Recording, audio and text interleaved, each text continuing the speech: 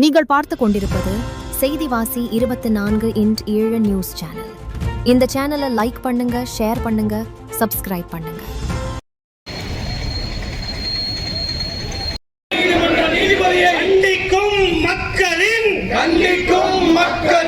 மக்கள் திரள் ஆர்ப்பாட்டம் கண்டிக்கிறோம் அராஜகத்தை கண்டிக்கிறோம் இஸ்லாமியர்களின் இடஒதுக்கீட்டை பறிக்க துடிக்கும் அராஜகத்தை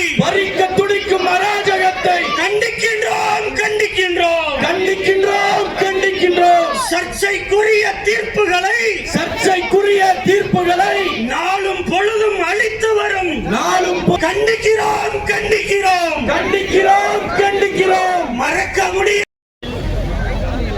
முஸ்லிம்களுக்கு 3.5% இடஒதுக்கீட்டை நீண்ட நெடுங்காலத்திற்கு பிறகு ஒட்டுமொத்த தமிழகத்தில் உள்ள முஸ்லிம்களும் வீதிகளில் இறங்கி ஜனநாயக போராட்டங்களை முன்னெடுத்ததற்கு பிறகு திமுக அரசு எங்களுக்கு இந்த இடஒதுக்கீட்டை கொடுத்தது. முஸ்லிம்களில் குறிப்பிட்ட வகுப்பை சார்ந்தவர்கள், லப்பை, மரைக்காயர், ராவுத்தர் போன்ற ஒரு 7 பிரிவுகளை சார்ந்தவர்கள் தமிழக அரசால் இவர்களெல்லாம் பிற்படுத்தப்பட்டவர்கள் என்று வகைப்படுத்தப்பட்டிருக்கிறாங்க. அந்த வகுப்புகளை சார்ந்தவர்களுக்கு தான் 3.5% இடஒதுக்கீடு கிடைத்து கொண்டிருக்கிறது. இந்த இடஒதுக்கீட்டை பெறுவதற்கே நாங்கள் நீண்ட நெடுங்காலமாக வீதியில் இறங்கி போராடணும். எங்கள் மனைவி மக்களோட, பிள்ளைகளோட, வயோதிகத்தை அடைந்த பெற்றோர்களை வீதிக்கு வந்து இறங்கி நாங்கள் போராடி கிடைத்த ஒரு சமூக நீதி.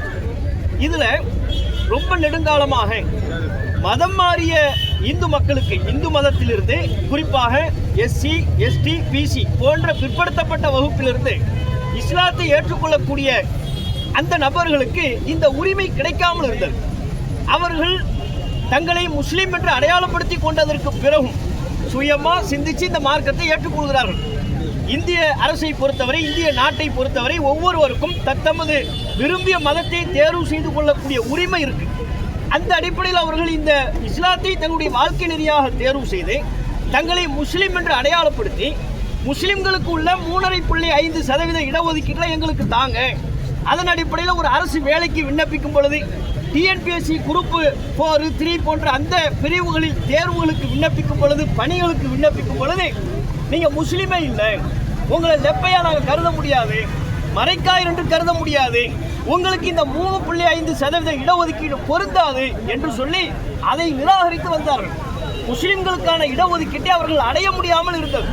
இதற்காகவும் தமிழகத்தில் தமிழ்நாடு தௌஹீத் ஜமாத் உள்ளிட்ட பல்வேறு சமுதாய அமைப்புகள், மக்கள் அனைவரும் நீண்ட நெடுங்காலமாக போராடி கடந்த 2024 திமுக ஆட்சியில் இருந்த பொழுது இதற்கென்று ஒரு அரசாணை பிறப்பிக்கப்பட்டது.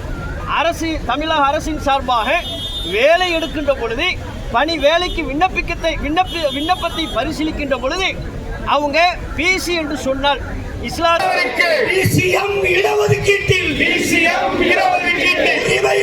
உரிமை வேண்டும்